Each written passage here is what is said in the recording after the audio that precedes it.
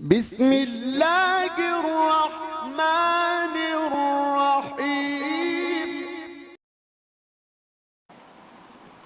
بسم اللہ الرحمن الرحیم۔ ایک صاحب نے ایک ویڈیو سینڈ کی ہے، اس ویڈیو میں عاشورہ کے دن 4 رکعت نماز پڑھنے کا طریقہ اور فضیلت بتایا گیا ہے۔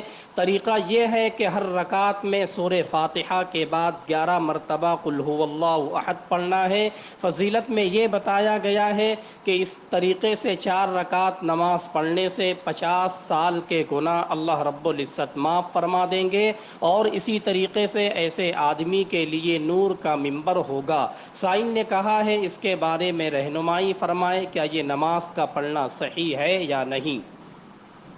جی، عاشورہ کے دن کوئی بھی مخصوص نماز نہیں ہے۔ ویڈیو میں جو 4 رکعت نماز بتائی گئی ہے، اس کا کسی بھی صحیح حدیث سے ثبوت نہیں ملتا۔ یہ من گھڑت ہے، لہذا اس پر عمل نہیں کرنا چاہیے۔ پڑھنے والا بدعت کا مرتکب ہوگا اور گنہگار ہوگا۔ دیکھیے المسائل المہمہ، جلد نمبر 8، صفحہ نمبر 29۔